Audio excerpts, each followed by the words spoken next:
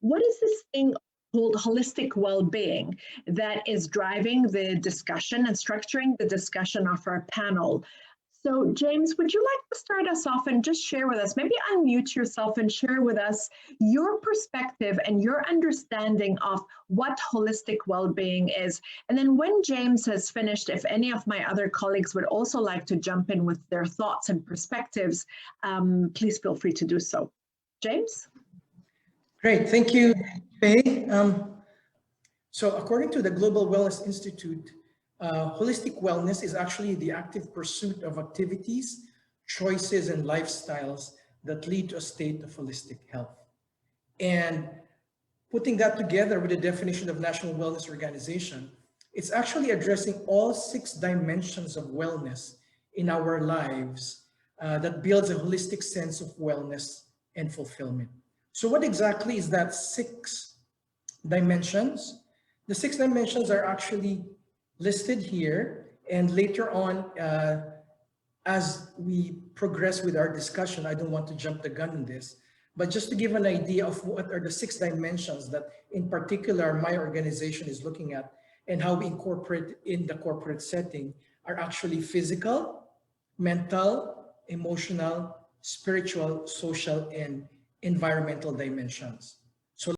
James, thank you so much, and I really love that you have a broad working definition of well-being that incorporates all dimensions and all aspects of an individual, so that it's not just focusing on the physical or the mental, but that there's also that focus on the social and the spiritual as well, because we know from experience and also research and studies that we can't be truly well if one area of our life is in deficit or one area of our life is in conflict. So thank you for that. And would Heidi or Era like to add to that definition around their understanding of what holistic well-being is to kick us off with this discussion this evening?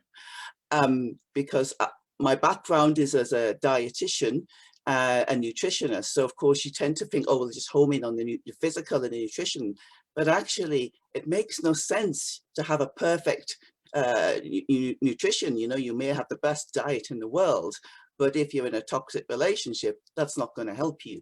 So similar as you said, James, I look at all of the facets of the circle of life, you know, which is the environment, how is your job, how are the stresses of your work, do you have family stresses, etc., where do you live? So I really, and of course the emotional, and from a mindset perspective, very much the you know, what is your connection to self? What awareness do you have in your control of what is happening in your life? So I very much appreciate what you've shown.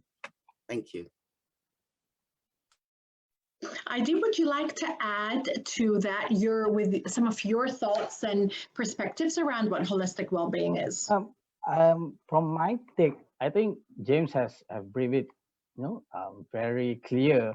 But from my perspective, right, I look at it like mental health problem, stress, you know, well-being can exist independently. You know, people can experience work-related stress and physical changes such as high blood pressure without having anxiety, you know, without having depression or other mental health problems.